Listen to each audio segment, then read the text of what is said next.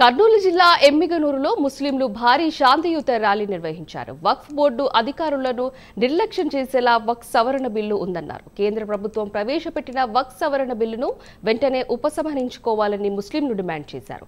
ముందుగా జామియా మసీద్ నుంచి సోమప్ప సర్కిల్ వరకు నిరసన ర్యాలీ కొనసాగుతోంది. ఒకే దేశం ఒకే చట్టం అంటూ ఎన్నికల్లో విస్తృత ప్రచారం చేసిన మోదీ ఎన్నికల్లో గెలిచిన అనంతరం వక్ఫ్ బోర్డు సవరణ చట్టం పేరుతో ముస్లింలను ఇబ్బంది పెడుతున్నారన్నారు.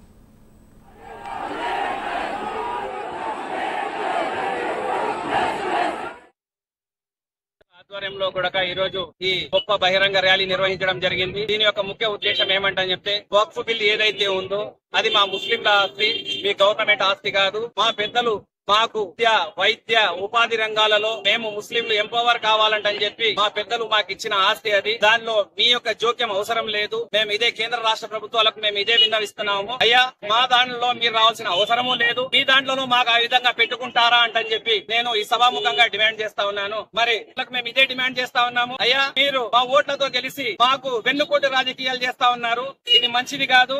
రాబోయే 2000లో ఉండే 33 ముతవల్లీల మసీద్ లో దాదాపు ఇక్కడ 50-60 వేల ఓట్లు ఉన్నారు.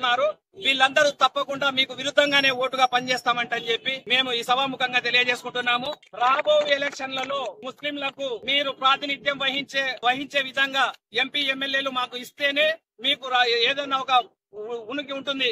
అది లేకుండా ఉంటేమో ఎమ్మెల్యేను ఎంపీని నిలబెట్టుకొని తప్పకుండా రాబో ఎలక్షన్లలో మీకు ధీటుగా పనిచేస్తామంటని చెప్పి ప్రజాస్వామ్య విరుద్ధంగా ఎవరెవరైతే ఈ రోజు పాల్పడినారో నితీష్ గాని చంద్రబాబు నాయుడు గాని ఏదైతే మాట్లాడి ఈ రోజు ముస్లిం సమాజాన్ని తప్పుదోవ పట్టించినారో మీకు కూడా తప్పకుండా ఈ గద్దె దింపే కార్యక్రమం జామియా మసీద్ ఆధ్వర్యంలో